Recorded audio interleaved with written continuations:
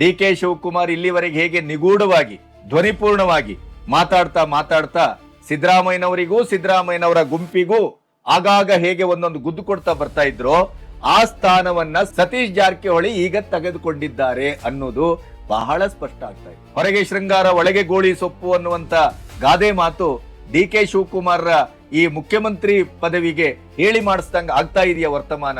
Satish Jarkiholi and company ಅಂದ್ರೆ ಸಿದ್ದರಾಮಯ್ಯನವರ ತಂಡ ಬಿಡದಿ ನ್ಯೂ ಟೌನ್ಶಿಪ್ ಅನ್ನ ಎಐಸಿಟಿಯನ್ನ ಸಂಪೂರ್ಣವಾಗಿ ವಿರೋಧಿಸ್ತಾ ಇದೆ. ಡಿ ಕೆ ಶಿವಕುಮಾರ್ ಅವರಿಗೆ ಹೊರ ವಿರೋಧ ಅಲ್ಲ, ಒಳ ವಿರೋಧವೇ ವ್ಯಕ್ತವಾಗ್ತಾ ಇದೆ. ಅದರ ಮಧ್ಯೆ ಈಗ ಜಮೀರ್ ಅಹಮದ್ ಖಾನ್ಗೆ ಯಾರೂ ಇಲ್ಲ, ಅವರಿಗೆ ಅನಾಥರಾಗಿದ್ದಾರೆ ಅನ್ನುವ ಸ್ಥಿತಿಯಲ್ಲಿ ಸತೀಶ್ ಜಾರಕಿಹೊಳಿ ಅವರ ಬಲಗೈಯನ್ನ ಹಿಡಿದು ನಿಂತಿದ್ದಾರೆ. ನಾನಿದ್ದೇನೆ, ನಾನು ಮಂತ್ರಿ ಮಾಡಿಸ್ತೇನೆ, ಅದು ಹೇಗಾಗುದಿಲ್ಲ ನೋಡ್ತೇನೆ ಅನ್ನುವಂತ ಪಂಥಾವನವನ್ನ ಕೊಟ್ಟಿದ್ದಾರೆ.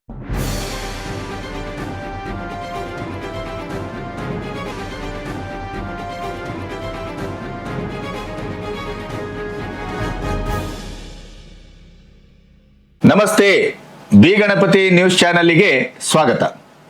ನಾನು ಕಳೆದ ವಿಡಿಯೋದಲ್ಲೇ ಹೇಳಿದ್ದೆ, ಕೃಷ್ಣ ಬೈರೇಗೌಡರು 8-10 ದಿನ ಆದರೂ ಖಾತೆಯನ್ನ ವಹಿಸಿಕೊಂಡಿಲ್ಲ.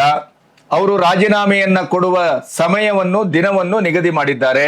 ಹಾಗಾದ್ರೆ ಸತೀಶ್ ಜಾರಕಿಹೊಳಿ ಅವರದು ಯಾವಾಗ? ಆದ್ರೆ ಸತೀಶ್ ಜಾರಕಿಹೊಳಿ ಅವರು ಎಂತ ಜಾಣತನದ ಹೆಜ್ಜೆಯನ್ನ ಇಡ್ತಾ ಇದ್ದಾರೆ ಅಂತಂದ್ರೆ, ಹೊರಗಡೆ ಹೋಗಿ ವಿರೋಧಿಸುವುದರಲ್ಲಿ ಅರ್ಥ ಇಲ್ಲ, ಕ್ಯಾಬಿನೆಟಿನ ಒಳಗಡೆ ಇದ್ದು ಡಿ ಕೆ ಶಿವಕುಮಾರ್ ಅವರ ಸರ್ಕಾರದ ಭಾಗವಾಗಿ ನಾನು ವಿರೋಧಿಸ್ತಾನೇ ಇರಬೇಕು. ಮತ್ತೆ ನನ್ನ 2028ರ ಮುಖ್ಯಮಂತ್ರಿ ಕುರ್ಚಿಗೆ ನಾನೇನ್ ಟವೆಲ್ ಹಾಕಿದ್ದೇನೆ ಅದನ್ನ ನಾನು ಸಾಧಿಸಿಕೊಳ್ಬೇಕು. ಕೆಪಿಸಿಸಿ ಅಧ್ಯಕ್ಷತೆ, ಪ್ರಬಲವಾದ ಖಾತೆ ಇರುವಂತ ಸಚಿವ ಪದ, ಇದೆರಡೂ ನನಗೆ ಕೊಡಬೇಕು ಅಂತೇಳಿ ಹೈಕಮಾಂಡ್ನಿಂದ ಕರ್ನಾಟಕದವರೆಗೂ ಅವರು ಪ್ರಯತ್ನ ಬೇಕಾದಷ್ಟು ಮಾಡಿದ್ರು. ಅವರ ಪ್ರಯತ್ನ ಫಲ ಕೊಟ್ಟಿಲ್ಲ, ಪ್ರಾರ್ಥನೆ ಗೊತ್ತಿಲ್ಲ. ಆದ್ರೆ ಅವರು ಒಂದು ಮಾತು ಹೇಳಿದ್ರು, ಮುಖ್ಯಮಂತ್ರಿ ಆಗಲಿಕ್ಕೆ ಕೆಪಿಸಿಸಿ ಅಧ್ಯಕ್ಷತೆ ಅಥವಾ ಆ ಪಟ್ಟವೇ ಅನಿವಾರ್ಯ ಅಲ್ಲ, ಸಿದ್ದರಾಮಯ್ಯರವರು ಆಗ್ಲಿಲ್ವೇ ಅಂತ ಕೇಳಿದ್ರು. ಹಾಗಾಗಿ ನನಗೆ ಇವತ್ತು ಕೆಪಿಸಿಸಿ ಅಧ್ಯಕ್ಷತೆಯ ಪಟ್ಟ ದಕ್ಕಲಿಲ್ಲ, ತಪ್ಪಿದೆ, ಕೈ ತಪ್ಪಿದೆ ಅನ್ನುವ ಕಾರಣಕ್ಕಾಗಿ 28ರಲ್ಲಿ ನಾನು ಮುಖ್ಯಮಂತ್ರಿ ಆಗಲಾರೆ ಅಥವಾ ಆಗ್ಲಿಕ್ಕೆ ಸಾಧ್ಯ ಇಲ್ಲ ಅನ್ನುವಂತ ಯಾವ ತರ್ಕವನ್ನು ಮಾಡಬೇಡಿ. ಮುಖ್ಯಮಂತ್ರಿ ಪದವಿಯನ್ನ ಪಡ್ಕೊಳ್ಳೋದು ಹೇಗೆ ಅಂತ ನನಗೆ ಚೆನ್ನಾಗಿ ಗೊತ್ತು ಅನ್ನುವಂತ ಮಾತನ್ನ ಅವರು ಮೇಲಿಂದ ಮೇಲೆ ಆಡ್ತಾ ಇದ್ದಾರೆ. ಆದರೆ ಈಗ ಒಳಗೊಳಗೆ ಗುಳಿಗೆ ಸಿದ್ಧ ಅನ್ನುವ ಹಾಗೆ ಡಿ ಕೆ ಶಿವಕುಮಾರ್ ಅವರಿಗೆ ಸರಿಯಾದ ಹೊತ್ತಿನಲ್ಲಿ ಚೆಕ್ ಮೇಟ್ ಅನ್ನ ಕೊಡ್ತಾನೆ ಬರ್ತಾ ಇದ್ದಾರೆ. ಡಿ ಕೆ ಶಿವಕುಮಾರ್ ಇಲ್ಲಿವರೆಗೆ ಹೇಗೆ ನಿಗೂಢವಾಗಿ ಧ್ವನಿಪೂರ್ಣವಾಗಿ ಮಾತಾಡ್ತಾ ಸಿದ್ದರಾಮಯ್ಯನವರಿಗೂ ಸಿದ್ದರಾಮಯ್ಯನವರ ಗುಂಪಿಗೂ ಆಗಾಗ ಹೇಗೆ ಒಂದೊಂದು ಗುದ್ದು ಕೊಡ್ತಾ ಬರ್ತಾ ಇದ್ರು, ಆ ಸ್ಥಾನವನ್ನ ಸತೀಶ್ ಜಾರಕಿಹೊಳಿ ಈಗ ತೆಗೆದುಕೊಂಡಿದ್ದಾರೆ ಅನ್ನೋದು ಬಹಳ ಸ್ಪಷ್ಟ ಆಗ್ತಾ ಇದೆ. 2-3 ಇನ್ಸಿಡೆಂಟ್ಗಳನ್ನ ಇಟ್ಟುಕೊಂಡು ಹೇಗೆ ಡಿ ಕೆ ಶಿವಕುಮಾರ್ ಅವರಿಗೆ ಅವರು ಕುತ್ತಿಗೆ ಹಿಡಿಯುವ ಪ್ರಯತ್ನ ಮಾಡ್ತಾ ಇದ್ದಾರೆ ಅನ್ನೋದನ್ನ ನಿಮ್ ಮುಂದೆ ಇವತ್ತು ಹೇಳಬೇಕು. ಬಿಡದಿ ನ್ಯೂ ಟೌನ್ಶಿಪ್ ಯಾವ ರೀತಿ ಸುದ್ದಿ ಮಾಡ್ತಾ ಇದೆ, ಅದು ಡಿ ಕೆ ಶಿವಕುಮಾರ್ ಅವರ ಪ್ರತಿಷ್ಠೆಯ ಪ್ರಶ್ನೆ. ಗ್ರೇಟರ್ ಬೆಂಗಳೂರು ಸಮಗ್ರ ಟೌನ್ಶಿಪ್ GBIT ಅದು ಅವರ ಬಹಳ ಪ್ರತಿಷ್ಠೆಯ ಪ್ರಶ್ನೆಯಾಗಿದೆ. ಆದ್ರೆ ಅಲ್ಲಿ ರೈತರ ಆಕ್ರೋಶ ಎಂಥ ರೀತಿಯಲ್ಲಿ ಮಡುಗಟ್ಟಿದೆ ಅಂತಂದ್ರೆ, ಭರತ್ ಅನ್ನುವಂತ ಒಬ್ಬ ಹುಡುಗ ಮಾತಾಡಿದ್ದಾನೆ, ನಿಮಗೆ ಸ್ವಲ್ಪ ತೋರಿಸ್ತೇವೆ. ಆ ಲಾಜಿಕ್ ಆದಂತ ಅವರ ಮಾತನ್ನ ಕೇಳ್ಬಿಟ್ರೆ ಗೊತ್ತಾಗುತ್ತೆ ರೈತರ ನೆತ್ತಿ ಮೇಲೆ ಹೇಗೆ ಸರ್ಕಾರ ಸವಾರಿ ಮಾಡ್ತಾ ಇದೆ ಅನ್ನೋದು. ಭರತ್ ಅಂತ, ನಮ್ದು 1 ಎಕರೆ ಇದೆ ಹೊಸೂರಲ್ಲಿ. ಸೊ ನಮ್ಗೆ ಭೂಮಿ ಕೊಡಕ್ ಇಷ್ಟ ಇಲ್ಲ ಅಣ್ಣ. ಏನಕ್ಕೆ ಅಂತಂದ್ರೆ, ಈಗ ಗವರ್ಮೆಂಟ್ ಅವರು 2 ಕೋಟಿ ಕಟ್ಟಿದ್ದಾರೆ ರೈಟ್. ಉದಾಹರಣೆಗೆ ಇದೊಂದು ಮೈಕ್, ಈ ಮೈಕಿಗೆ ಯಾರು ಕಟ್ತಾರೆ ಬೆಲೆನ? ಈ ಕಂಪ್ನಿಯವ್ರು ಕಟ್ತಾರೆ. ಈಗ ನಮ್ದು ಭೂಮಿ ಅಂದ್ರೆ ನಾವು ರೈಟ್ ಹೇಳ್ತೀವಿ, ನಾವು ಹೇಳೋ ರೈಟಿಗೆ ಅವ್ರಿಗೆ ಇಷ್ಟ ತಗೊಳ್ಳಿ. ಅದನ್ನ ಬಿಟ್ಬಿಟ್ಟು ನಾವೀಗ 2 ಕೋಟಿ ಫಿಕ್ಸ್ ಮಾಡಿದೀವಿ, ನಿಮ್ ಭೂಮಿ ಕೊಡಿ ಅಂದ್ರೆ ಏನು? ಈಗ ನಾವ್ ಹೇಳ್ತಿರೋದು, ನಾವಿರೋದು ಯಾವ್ದು ಡೆಮೋಕ್ರಸಿ ಕಂಟ್ರಿ. ಡೆಮೋಕ್ರಸಿ ಕಂಟ್ರಿ ಅನ್ನು ಜನರಿಂದ, ಜನರಿಗಾಗಿ, ಜನರಿಗೋಸ್ಕರ ಸರ್ಕಾರ ಅಂತ ಹೇಳ್ತಾರೆ. ನಮ್ಮ ರಾಹುಲ್ ಗಾಂಧಿ ಅವರು ಮುಂದೆ PM ಆಗ್ಬೇಕು ಅಂತಿದ್ದಾರೆ. ಅವ್ರು ಎಲ್ಲೇ ಹೋದ್ರು ಅವ್ರ ಕೈಲಿ ನೀವು ನೋಡಿರ್ಬೋದು, ಒಂದು ಚಿಕ್ಕದು ಸಂವಿಧಾನ ಪುಸ್ತಕ ಅನ್ನೋದೊಂದು ಇಟ್ಕೊಂಡಿರ್ತಾರೆ. ಸಂವಿಧಾನ ಪುಸ್ತಕ ಏನ್ ಹೇಳುತ್ತೆ? ಬಲವಂತವಾಗಿ ಯಾರ ಹತ್ರನೂ ಕಿತ್ಕೊಳ್ಳಂಗಿಲ್ಲ. ಅಗ್ರಿಕಲ್ಚರ್ ಲ್ಯಾಂಡ್ ನ ಅಕ್ವೈರ್ ಮಾಡ್ಕೊಂಡು ಯಾವುದೇ ಇಂಡಸ್ಟ್ರಿ ಆಗಿ ಕಟ್ಟಂಗಿಲ್ಲ. ಯಾಕೆ ಅಂದ್ರೆ ಅಲ್ಲೊಂದು 2013ನೇ ಇಸ್ವಿಯ ಇದು ರೂಲ್ಸ್ ಪ್ರಕಾರ ಎಲ್ಲ ಮಾಡ್ಬೇಕು. ಅದಾದ್ಮೇಲೆ ಸರ್ವೆ ಮಾಡ್ಬೇಕು. ಯಾವ್ದೇ ಅಕ್ವರೇಷನ್ ಆಗ್ಬೇಕು ಅಂದ್ರೆ 2 ಟೈಪ್ಸ್ ಆಫ್ ಸರ್ವೆ ಮಾಡ್ಬೇಕು. ಒಂದು ಗೌರ್ಮೆಂಟ್ ಸರ್ವೆ ಮಾಡ್ಬೇಕು, ಒಂದು ಪ್ರೈವೇಟ್ ಸರ್ವೆ ಮಾಡ್ಬೇಕು. ಏನೇನು ಸೋಷಿಯಲ್ ಎಫೆಕ್ಟ್ಸ್ ಗಳು ಏನೇನ್ ಆಗ್ತಿದೆ ಎಲ್ಲ ಮಾಡ್ಬೇಕು. ಇಲ್ಲಿವರೆಗೂ ಯಾರು ಏನು ಮಾಡಿಲ್ಲ, DC ಯಾರು ಬಂದಿಲ್ಲ. ಇಲ್ಲಿ ಬಿಡದಿಯಲ್ಲಿ ಸಂವಿಧಾನನೇ ಹಾಳು ಮಾಡ್ತಾ ಇದ್ದಾರೆ. ಏನಕ್ಕೆ ಅಂದ್ರೆ, ಜನಗಳನ್ನೆಲ್ಲ ಒಕ್ಲೆಬ್ಬಿಸಿ ಅದನ್ನ ಹಾಳು ಮಾಡಿ ನಮ್ನೆಲ್ಲ ಊರಿಂದ ಬಿಟ್ಟು ಓಡಿಸೋ ತರ ಮಾಡ್ತಿದ್ದಾರೆ. ಇವ್ರು ಹೇಳ್ತಿದ್ದಾರೆ, ನೀವು ಊರಲ್ಲಿ ಇರ್ರಿ, ನಿಮ್ ಸುತ್ತ ಒಂದು ರಿಂಗ್ ರೋಡ್ ಮಾಡ್ತೀವಿ ಅಂತೆಲ್ಲ ಹೇಳ್ತಾರೆ. ಸರಿ, ರಿಂಗ್ ರೋಡ್ ಮಾಡ್ತೀರಾ ಸರಿ, ನಮ್ದು ನಾಳೆ ಕೆಲಸ, ಇವಾಗ 50 ವರ್ಷ ವಯಸ್ಸಾಗಿರೋರ್ಗೆ ಏನ್ ಕೆಲಸ ಕೊಡ್ತೀರಾ ನೀವು ನಮ್ಗೆ ಲಿಸ್ಟ್ ಹೇಳ್ಬೇಕು. ಈ ತರ 50 ವರ್ಷದವ್ರಿಗೆ ಕೆಲಸ, 40 ವರ್ಷದವ್ರಿಗೆ ಕೆಲಸ, 30 ವರ್ಷದವ್ರಿಗೆ ಕೆಲಸ. ಈಗ ಏನು ಓದಿಲ್ದಿರೋರ್ಗೆ ಏನ್ ಕೆಲಸ ಕೊಡ್ತೀರಾ ಅದನ್ನೆಲ್ಲ ನಮ್ಗೆ ಹೇಳ್ಬೇಕು. ಅದಾದ್ಮೇಲೆ ಮಾತೆತ್ರೆ ಕಲುಷಿತ ನೀರು ಅಂತ ಹೇಳ್ತಾರೆ. ಕಲುಷಿತ ನೀರ್ನ ಪ್ಯೂರಿಫೈ ಮಾಡ್ಕೊಡ್ರಿ, ನಾವ್ ವ್ಯವಸಾಯ ಮಾಡ್ತೀವಿ. ಏನಕ್ಕೆ ಅಂದ್ರೆ ಮಾತೆತ್ರೆ ಇವಾಗ ಅಂಡಮಾನ್ ನಿಕೋಬಾರ್ ನಲ್ಲಿ ಏನ್ ಮಾಡ್ತಿದ್ದಾರೆ, ನಮ್ಮ ರಾಹುಲ್ ಗಾಂಧಿ ಅವರು ಮಾಡ್ಬೇಡ್ರಿ, ಮರಗಳನ್ನ ಕಡಿಬೇಡ್ರಿ ಅಂತಿದ್ದಾರೆ. ಅಮ್ಮ ಅಂದ್ರೆ ಅಲ್ಲಿ ಹೋದ್ರೆ ಒಂದ್ 100-150 ಎಕರೆ ಹೋಗುತ್ತೆ, ಯಾಕಂದ್ರೆ ಅದು ಚಿಕ್ಕ ದ್ವೀಪ. ಅದಕ್ಕೆ ನಮ್ ಡಿ ಕೆ ಸಾಹೇಬ್ರು ಹೇಳಿದ್ದಾರೆ ಅಲ್ಲಿ ಮಾಡ್ಬೇಡ್ರಿ, ಯಾಕಂದ್ರೆ ಪರಿಸರ ಹಾಳಾಗ್ತಿದೆ ಅಂತ. ಅದೇ ಅಲ್ಲಿ ಹೇಳೋದು ಒಂದ್ ಮಾತು ಹೇಳ್ತಾರೆ, ಇಲ್ಲಿಗೆ ಬಂದ್ಬಿಟ್ಟು ಏನಂತಾರೆ, ಕಡದಾಕನ ಮರ ಇಲ್ಲ, ಇಲ್ಲಿ ಬಂಜರು ಭೂಮಿ ಅಂತಾರೆ. ಇಷ್ಟು ಮರಗಳು ಹೋಗ್ತಿದೆ. ಇನ್ನೊಂದು, ಬೆಂಗಳೂರಲ್ಲಿ ಈಗ 625 ಕೋಟಿ ಖರ್ಚು ಮಾಡಿ ಕಾಂಗ್ರೆಸ್ ಅವ್ರದ್ದು ಇನ್ಸ್ಟಾಗ್ರಾಮ್ ಪೇಜಿಗೆ ಹೋದ್ರೆ ಇವಾಗ ನೀವು ಅಲ್ಲಿ ನೋಡ್ತೀರಾ 625 ಕೋಟಿ ಖರ್ಚು ಮಾಡಿ ಬೆಂಗಳೂರಲ್ಲಿ ಗಿಡ ನೆಡ್ತಿದ್ದಾರೆ. ಇದು ಹೆಂಗಾಗ್ಬಿಟ್ಟಿದೆ ಅಂದ್ರೆ ಕೆಲ್ಸಕ್ಕೆ ಹೋಗೋ ಮಗನ್ನ ಸಾಯಿಸ್ಬಿಡೋದಂತೆ, ಬಾಡಿಗೆಗೆ ಒಬ್ಬನ ಅನಾಥಾಶ್ರಮದಿಂದ ಮಗ ಬಂದು ಅವ್ನಿಗೆ ಮತ್ತೆ ಊಟ ಹಾಕಿ, ಮತ್ತೆ ಅವ್ನಿಗೆ ವಿದ್ಯಾಭ್ಯಾಸ ಕೊಟ್ಟು ಅವ್ನ್ ಮತ್ತೆ ದೊಡ್ಡವನ್ ಮಾಡಿ ಮತ್ತೆ ಕೆಲ್ಸಕ್ಕೆ ಕಳ್ಸ್ಬೇಕಂತ. ನನ್ಗೆ ನಗ ಬರ್ತದೆ ಇದ್ರಲ್ಲಿ. ಏನಕ್ಕೆ ಅಂದ್ರೆ ಬೆಳೆದಿರೋ ಮರಗಳನ್ನೆಲ್ಲ ಕಡ್ದಾಕಿ 625 ಕೋಟಿ ಏನಕ್ಕೆ ವೇಸ್ಟ್ ಮಾಡ್ತಿದ್ದಾರೆ ನಾನು ಕೇಳ್ತಾರೆ. ಆಮೇಲೆ ಇನ್ನೊಂದು AICT ಅಂತ ಹೇಳ್ತಿದ್ದಾರೆ. AICT ಅಂದ್ಮೇಲೆ ಅಲ್ಲಿಗೆ ಕಂಪ್ನಿ ಬರುತ್ತಾ, ಕಂಪ್ನಿ ಬರುತ್ತಾ? ಕಂಪ್ನಿಗೆ ನೀರ್ ಎಷ್ಟು ಬೇಕು? ಮಿನಿಮಮ್ 1 ಲಕ್ಷ ಲೀಟರ್ ಪ್ಯೂರ್ ನೀರ್ ಬೇಕು. ಏನಕ್ಕೆ? ಡೇಟಾ ಸೆಂಟರ್ ನ ತಣ್ಣಗ್ ಮಾಡೋದಕ್ಕೆ. ಯಾಕಂದ್ರೆ ಆಲ್ಮೋಸ್ಟ್ ಡೇಟಾ ಸೆಂಟರ್ ಗಳಾಗೋದು ಸಮುದ್ರದ ಪಕ್ಕ. ಏನಕ್ಕೆ ಅಂದ್ರೆ ಬಿಗ್ ಡೇಟಾಗಳನ್ನ ಸಮುದ್ರ ಒಳಗಡೆ ಇಡ್ತಾರೆ. ಏನಕ್ಕೆ ಅಂದ್ರೆ ಅದು ಪ್ರೊಸೆಸರ್ನೆಲ್ಲ ಹೀಟ್ ಆಗ್ಬಾರ್ದು, ಅದಕ್ಕೆ ನೀರ್ ಬೇಕು. ಇಲ್ಲಿ ತಗೊಂಡ್ಬಂದ್ಬಿಟ್ಟು ಈ ಬೈರ್ಮಂಗ್ಲದಲ್ಲಿ ಎಲ್ಲಿ ನೀರ್ ತರ್ತೀರಾ? ಭೂಮಿಯಿಂದ ನೀರ್ ತೆಗಿತೀರಾ, ಇಲ್ಲ ಅಂದ್ರೆ ಕೆರೆಗೆ ಹೋಗೋ ನೀರ್ನ ಪ್ಯೂರಿಫೈ ಮಾಡ್ಕೊಡ್ತೀರಾ? ಸರಿ, ಪ್ಯೂರಿಫೈ ಮಾಡ್ಕೊಟ್ರಿ. ಇಲ್ಲಿಂದ ಎಷ್ಟು ಊರುಗಳು ಆ ನೀರಿಂದ ವ್ಯವಸಾಯ ಮಾಡ್ತಿದ್ದಾರೆ? ಇಲ್ಲಿಂದ ಹಿಡಿದು ಕನಪುರ ಗಂಟ ಇದೇ ನೀರಿಂದ ವ್ಯವಸಾಯ ಮಾಡ್ತಾರೆ. ಈ ನೀರು ಬಂದು ಸಂಗಮಕ್ಕೆ ಹೋಗಿ ಕನೆಕ್ಟ್ ಆಗಿ ಕಾವೇರಿ ನೀರಿಗೆ ಹೋಗುತ್ತೆ. ಈ ನೀರೆಲ್ಲ ಈ ಫಿಲ್ಟರ್ ಮಾಡಿದ್ರೆ ಎಲ್ಲ ಡೇಟಾ ಸೆಂಟರ್ಗೆ ನೀವು ನೀರ್ ಕೊಟ್ಕೊಂಡು ಕುತ್ಕೊಂಡ್ರೆ, ಬೆಂಗಳೂರು ಸೆಂಟ್ರ್ ಅಲ್ಲಿ ಎಷ್ಟು ಲೀಟರ್ ನೀರು ಅಂತ ಕೊಡ್ತೀರಾ ಡೇಟಾ ಸೆಂಟರ್ಗೆ? ಒಂದಿನಕ್ಕೆ 1 ಲಕ್ಷ ಲೀಟರ್ ಬೇಕು ನಿಮ್ಗೆ, ಎಲ್ಲಿಂದ ಕೊಡ್ತೀರಾ? ಇದು ಅದಾದ್ಮೇಲೆ ರೈತರು, ನಾವು ಕಟ್ಟೋ ರೇಟ್ಗೆ ನೀವು ಕೊಡ್ಬೇಕು. ನಮಗ್ ದರ್ದಿದ್ರೆ ನಾವು ಹೇಳ್ತೀವಿ, ನಾವು ಮಾರ್ತೀವಿ ಅಂತ, ಅವಾಗ ಬಂದು ತಗೊಳ್ರಿ. ಗೌರ್ಮೆಂಟ್ ಅನ್ನೋದು ಒಂದು ದಳ್ಳಾಳಿ ಅಲ್ಲ, ಆಮೇಲೆ ರಿಯಲ್ ಎಸ್ಟೇಟ್ ಕಂಪ್ನಿ ಅಲ್ಲ. ರಿಯಲ್ ಎಸ್ಟೇಟ್ ಕಂಪ್ನಿ ಮಾಡೋದಕ್ಕೆ ಪ್ರೈವೇಟ್ ಕಂಪ್ನಿ ಆಲ್ರೆಡಿ ಇದೆ. ಬ್ರಿಗೇಡ್ ಅಂತೆ, ಅದು ಇದು ಅಂತ ಎಷ್ಟೊಂದು ಕಂಪ್ನಿಗಳಿವೆ, ಅವ್ರು ಮಾಡ್ತಾರೆ. ಇದರಿಂದ ನಾವ್ ಹೇಳೋದು ನಮ್ಗೆ ಇಷ್ಟ ಇಲ್ಲ ಅಂತ ಹೇಳಿ. ಅದನ್ನ ಇಟ್ಟುಕೊಂಡು ಇವತ್ತು ಈಗಾಗಲೇ ಸಿದ್ದರಾಮಯ್ಯನವರು ವಿರೋಧಿಸಿದ್ದಾರೆ. ಈಗ ಸತೀಶ್ ಜಾರಕಿಹೊಳಿ ಅವರ ದಾರಿ. ಹಾಗಾದ್ರೆ ಏನಾಗ್ತಾ ಇದೆ? DK ಶಿವಕುಮಾರ್ ಅವರಿಗೆ ಇದು ಎಂತ ಗಂಡಾಂತರವನ್ನ ತರಬಹುದು?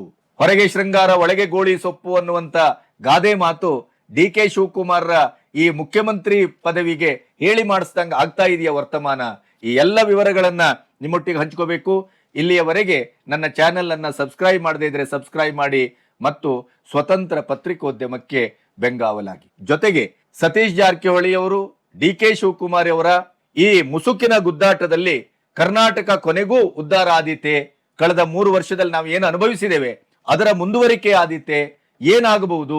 ಇವೆಲ್ಲವನ್ನ ನಿಮ್ಮ ಕಮೆಂಟ್ ಮೂಲಕ ನಮಗೆ ತಿಳಿಸಿ.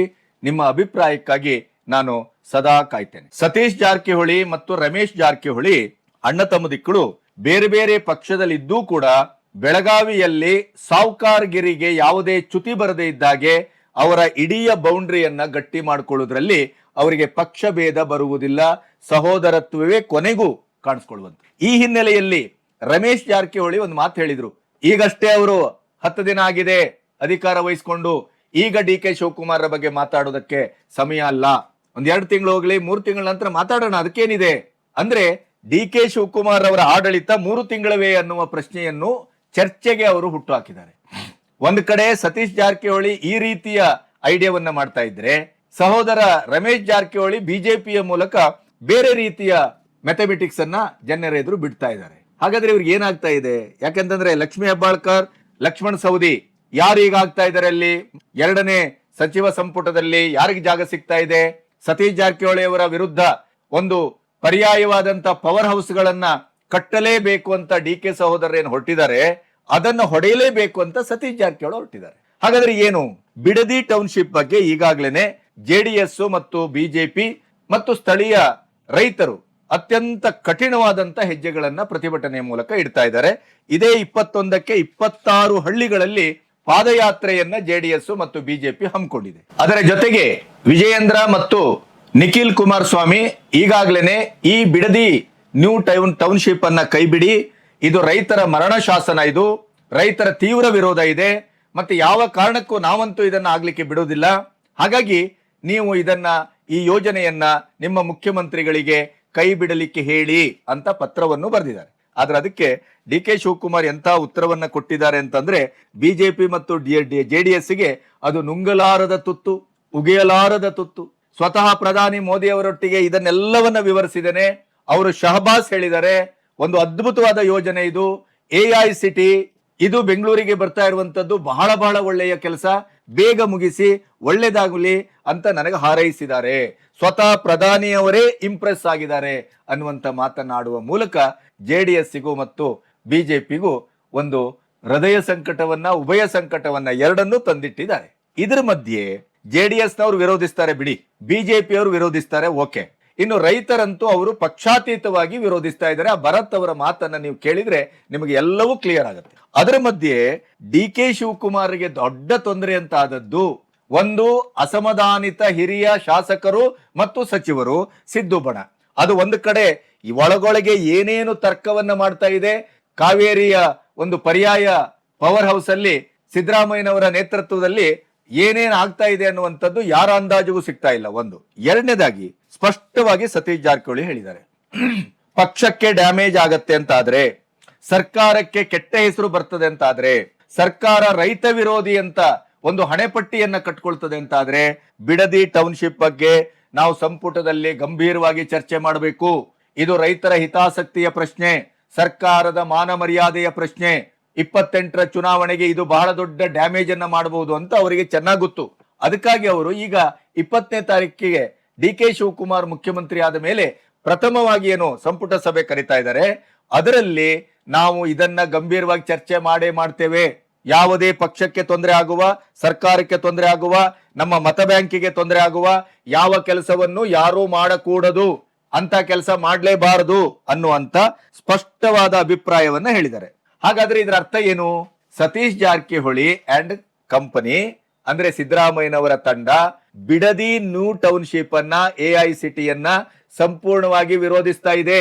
DK ಶಿವಕುಮಾರ್ ಅವರಿಗೆ ಹೊರ ವಿರೋಧ ಅಲ್ಲ, ಒಳ ವಿರೋಧವೇ ವ್ಯಕ್ತವಾಗ್ತಾ ಇದೆ. ಆ ಮೂಲಕ DK ಶಿವಕುಮಾರ್ ಅವರ ನಾಗಾಲೋಟವನ್ನ ಏನಕ್ಕೇನ ತಡೆ ಹಿಡಿಯುವಂತ ಪ್ರಯತ್ನವನ್ನ ಸತೀಶ್ ಜಾರಕಿಹೊಳಿ ಅವರೇ ಮಾಡ್ತಾ ಇದ್ದಾರೆ. ಅಂದ್ರೆ DK ಶಿವಕುಮಾರ್ ಅವರ ಸರ್ಕಾರದ ಬುಡಕ್ಕೆ ಬಾಂಬ್ ಅನ್ನು, ಡೈನಮೈಟ್ ಅನ್ನು ಕೃಷ್ಣ ಬೈರೇಗೌಡರು ಅಥವಾ ರೆಡ್ಡಿ ಅವರು, ರಾಮಲಿಂಗ ರೆಡ್ಡಿ ಅವರು, ಜಾರ್ಜೋ ಇತ್ಯಾದಿ ಅಲ್ಲ, ನೇರವಾಗಿ ಸಾಹುಕಾರರೇ ಇಡ್ತಾ ಇದ್ದಾರೆ. ಇದು ಪ್ರಥಮ ಹೆಜ್ಜೆ. ಅದರ ನಂತರ ಇನ್ನೊಂದೇನಾಗಿದೆ ನೋಡಿ, ಈಗ ಜಮೀರ್ ಪ್ರಕರಣ, ಅಲ್ಪಸಂಖ್ಯಾತರಿಗೆ ಆಲ್ರೆಡಿ ಒಂದನ್ನ ಕೊಟ್ಟಿದ್ದಾರೆ. ಈಗ ಈ ಸತೀಶ್ ಜಾರಕಿಹೊಳಿ ಅವರು ಏನ್ ಹೇಳ್ತಾ ಇದ್ದಾರೆ ಅಂದ್ರೆ, ಅಲ್ಪಸಂಖ್ಯಾತರು ನಮ್ಮ ಕಾಂಗ್ರೆಸ್ಸಿನ ನಿವ್ವಳವಾದಂತ ಮತ ಬ್ಯಾಂಕು, ಅದು ನಮ್ಮ ಠೇವಣಿ ಕಳ್ಕೊಳ್ಳಿಕ್ಕೆ ಯಾವ ಪಕ್ಷವು ಮುಂದಾಗುವುದಿಲ್ಲ, ಮುಂದಾಗಬಾರದು. ಆದ್ರಿಂದ 3 ಜನರಿಗೆ ಕನಿಷ್ಠ ಅಲ್ಪಸಂಖ್ಯಾತರ ಕೋಟಾದಲ್ಲಿ ಸಚಿವ ಸಂಪುಟದಲ್ಲಿ ಸ್ಥಾನವನ್ನ ಕೊಡತಕ್ಕದ್ದು. ಜಮೀರ್ ಅಹಮದ್ ಖಾನ್ಗೆ ಸ್ಥಾನವನ್ನ ಕೊಡಲೇಬೇಕು. ಜಮೀರ್ ಅಹಮದ್ ಖಾನ್ಗೆ ಸ್ಥಾನವನ್ನ ಕೊಡದೇ ಇದ್ರೆ ಮುಂದೆ ತೊಂದರೆ ಆಗತ್ತೆ ಅನ್ನೋದನ್ನ ನಾನು DK ಶಿವಕುಮಾರ್ಗೂ ಹೇಳಿದ್ದೇನೆ, ಹೈಕಮಾಂಡ್ಗೂ ಹೇಳಿದ್ದೇನೆ, ಸುರ್ಜೇವಾಲ್ರೊಟ್ಟಿಗೂ ಮಾತಾಡಿದ್ದೇನೆ. ಮತ್ತೆ ನಾನು ಜಮೀರ್ ಅಹಮದ್ ಅವರೊಟ್ಟಿಗೆ ಶತಾಯಗತಾಯ ನಿಂತಿದ್ದೇನೆ ಅನ್ನುವ ಮಾತನ್ನ ಅವರು ಸ್ಪಷ್ಟವಾಗಿ ಹೇಳಿದರು. ಅಲ್ಲಿಗೆ ಏನಾಯ್ತು, DK ಬ್ರದರ್ಸ್ ಯಾವ ಕಾರಣಕ್ಕೂ ಜಮೀರ್ ಅಹಮದ್ ಖಾನ್ ನನ್ನ ಸಚಿವ ಸಂಪುಟದಲ್ಲಿ ತರಬಾರದು, ಸಾಧ್ಯವಾದ್ರೆ ಅವರನ್ನ ಪಕ್ಷದಿಂದಲೇ ಹೊರಗೆ ಕಳಿಸಬೇಕು. ಇದು ನಂಬರ್ 1 ಅಜೆಂಡಾ. ಹಾಗಾಗಿ ಆ ರೀತಿಯ ಒಂದು ಯೋಚನೆ ಆಡಿಯೋ ಬಾಂಬು ಎಲ್ಲ ನಡೀತಾ ಇರುವ ಹೊತ್ತಿನಲ್ಲಿ ಒಂದು ಬಿಡದಿ ಟೌನ್ಶಿಪ್ಗೆ ತಥಾಕಚಿತವಾದ ವಿರೋಧ ಸತೀಶ್ ಜಾರಕಿಹೊಳಿ, ಆ ಮೂಲಕ DK ಶಿವಕುಮಾರ್ರ ಈ ಯೋಜನೆಗೆ ಕತ್ರಿ ಹಾಕುವ ಮೂಲಕ ಅವರ ಮಹತ್ವಾಕಾಂಕ್ಷೆಯ ಕನಸಿನ ಹಠದ, ಯಾಕೆಂದ್ರೆ ಸಿದ್ದರಾಮಯ್ಯನವರ ಅಧಿಕಾರದಲ್ಲಿರುವಾಗ ಹಠ ಮಾಡಿ ಅದನ್ನ ಅವರು ಆಗು ಮಾಡಲೇಬೇಕು ಅಂತ ಹೊರಟರು. ಈಗಂತೂ ಅದರ ಮೇಲೆ ಈಗ ಆದೇಶವನ್ನೇ ಹೊರಡಿಸ್ಬಿಟ್ಟಿದ್ದಾರೆ, ಅಧ್ಯಾದೇಶವೇ ಹೊರಟುಬಿಟ್ಟಿದೆ. ಹಾಗಾಗಿ ಇನ್ನವರನ್ನ ತಡೆ ಹಿಡಿಲಿಕ್ಕೆ ಯಾರಿಗಿಂದಲೂ ಸಾಧ್ಯವಿಲ್ಲ ಅಂತ ಭಾವಿಸ್ತಾ ಇರುವ ಹೊತ್ತಿಗೆ ಸತೀಶ್ ಜಾರಕಿಹೊಳಿ ಬಲವಾದ ಹಗ್ಗವನ್ನೇ ಬೀಸಿದ್ದಾರೆ. ಒಂದು. ಎರಡನೇ ದಿನ ಮಹದೇವ್ ಪೈಸಿ, ಬಸವರಾಜ ರಾಯರೆಡ್ಡಿ, ಕೃಷ್ಣ ಬೈರೇಗೌಡ, ಇನ್ನು ಅಸಮಾಧಾನಿತರ ಬಹಳ ದೊಡ್ಡ ಗುಂಪಿದೆ.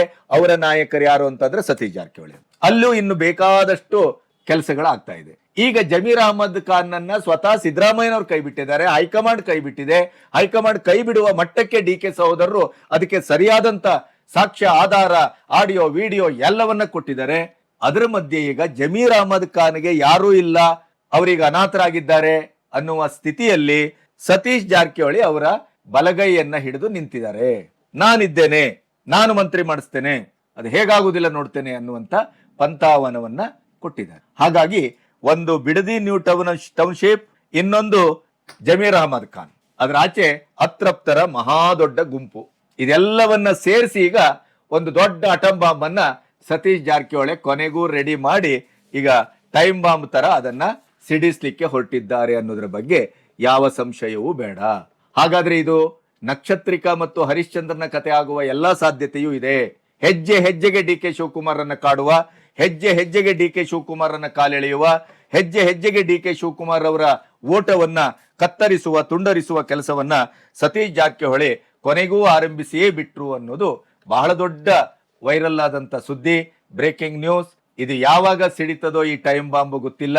ಅಂತೂ ಸತೀಶ್ ಜಾರಕಿಹೊಳಿ ಒಂದು ದೊಡ್ಡದಾದಂತ ಆಟಕ್ಕೆ ಕೈ ಹಾಕುವ ಮೂಲಕ ಡಿ ಕೆ ಶಿವಕುಮಾರ್ ಅವರಿಗೆ ಮಹಾ ತಲೆನೋವಲ್ಲ, ಇದು ತಲೆದಂಡವೇ ಆಗಲೂಬಹುದು ಅನ್ನುವಂತ ತರ್ಕಕ್ಕೆ ಬಂದು ನಿಂತಿದೆ. ನಮಸ್ತೆ.